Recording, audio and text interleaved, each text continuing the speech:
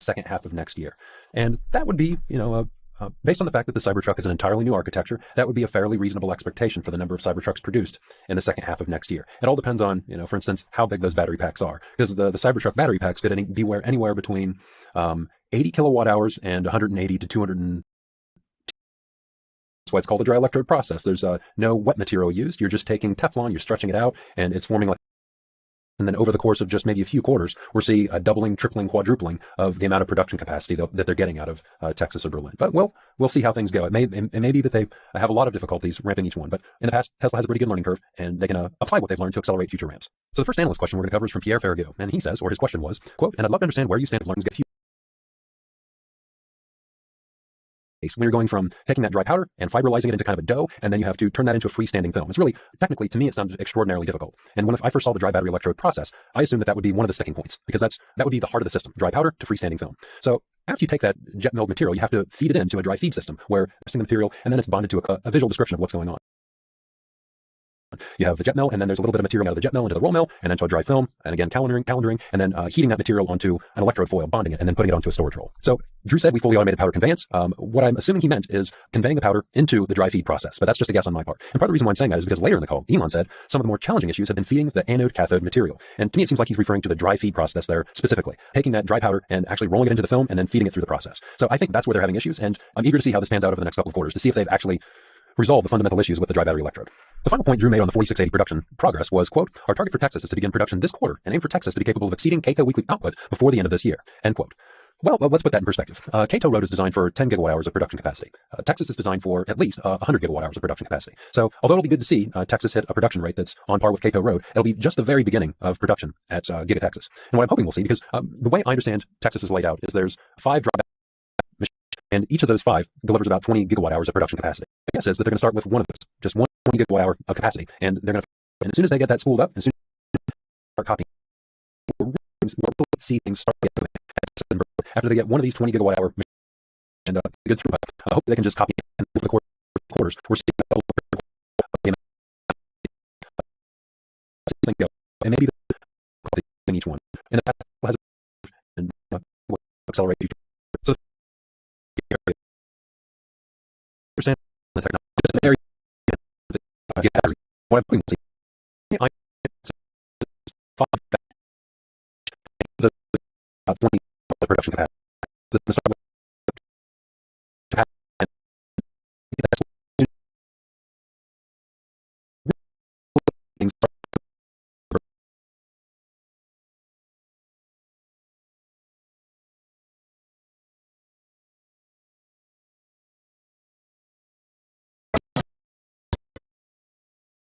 Here.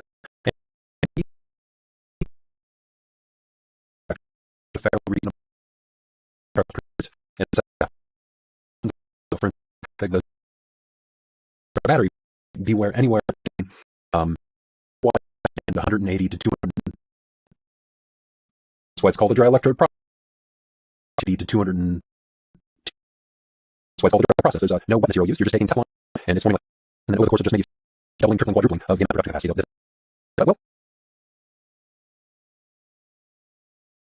We'll see how things go. Maybe a lot of difficulties in each one, but ramps. So the first question was from Pierre, and he says, or his question,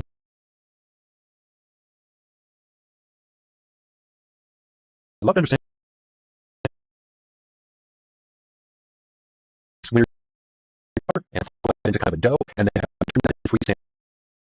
It sounds extraordinarily difficult. And when I battery electrode process, it's one of the points because it's dry powder to freestanding film. So material, you have to feed it into a dry feed system, and then it's bonded to a going on. And then there's a little bit of jet mill, heat material onto. What I'm assuming he meant is, and to me it seems like he's reading the dry specifically, and actually rolling into the film and then feeding it through the process. And I'm eager to see how this pans out of the feed process. And actually rolling into the film and then feeding it through the process. And I'm eager to see how this pans out over the next couple of quarters to see if they've actually with the dry progress to begin production this quarter and aim for Texas this year.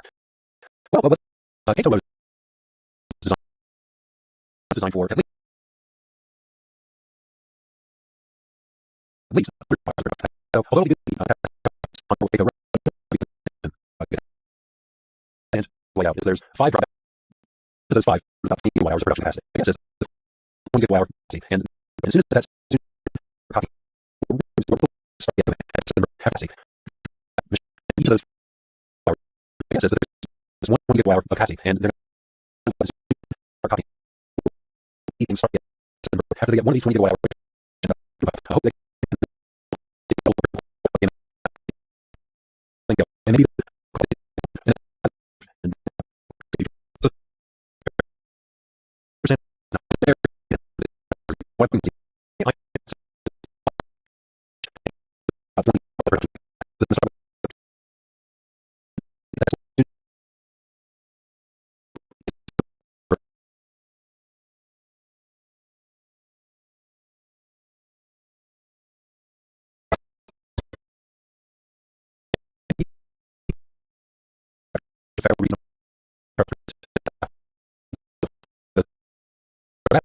anywhere um, 180 to 200.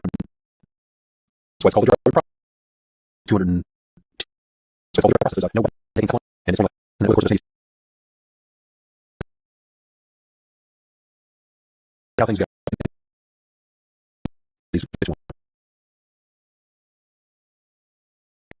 And he says, or his question, love understand and go, and they have free sample. It's extraordinarily difficult. And when I have electrode process, it's free sample film. So here you have to feed it into a dry feed system, and then it's into a going on. And then the gel, what I'm assuming is, and these the right specific hit and actually rolling the film and then feeding the process. And I'm using how to feed process. And actually rolling the film and then feeding the process. And using how to see that. Well, I was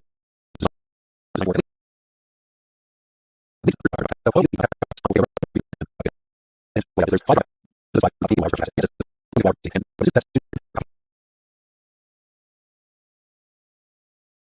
so what I'm trying to understand is where to stand and they can only apply what they've learned to accelerate future ramps.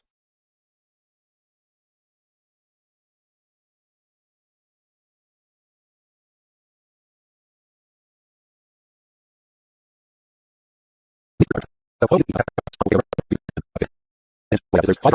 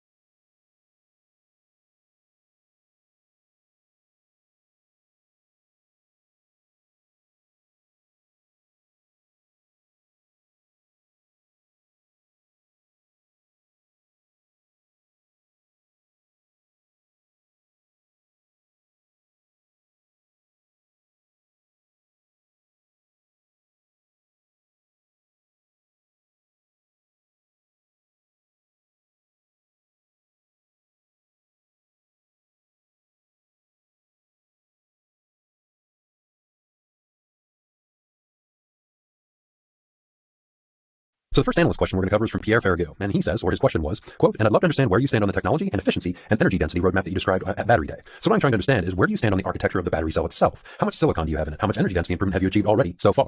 And the reason why I'm asking this is because you have like very smart guys on Twitter who suggested that maybe these cars had very, very high mileage, very high range, and were like artificially limited in range in software. So I'm just trying to understand how much of an edge you're building at the moment with the 4680 and the battery pack on range, end quote.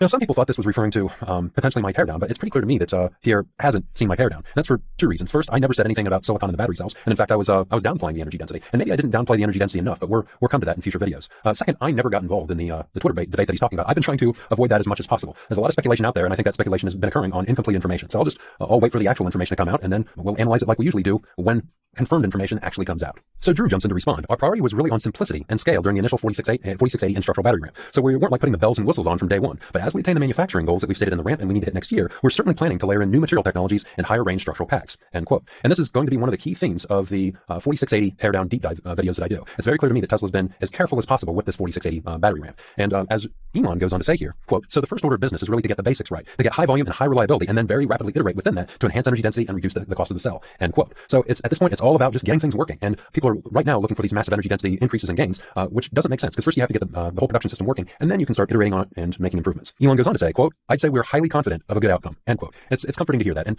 quite often I look at Tesla's actions to get an indication of how things are going and what their intent is. And the fact that they're still continuing to put so much resources into this 4680 production system, and they're continuing to build out their factories in Berlin and Austin, it indicates to me that, they have 100% faith in it. But that said, it's good to hear Elon saying that they're confident of a good outcome, because it provides that little bit of extra reassurance and just knowing where their head is at. Elon goes on to say, Tesla battery cell production is in addition to what our suppliers can do. And we want our suppliers to grow their battery output as fast as they possibly can. And that goes for the entire supply chain. The fundamental rate limiter for transitioning to sustainable energy is how fast you can grow with the amount of battery output per year, end quote. And once again, this is something I'm going to be covering in the first video of the teardown series, is what is the point of the 4680 and where is it, where does that stand in this field of battery cell production and all the different suppliers that Tesla is purchasing battery cells from. It goes back to something that I've been saying for years now, which is that Tesla will take any battery cell that they can and they'll weave that straw into gold, and they'll play battery Tetris.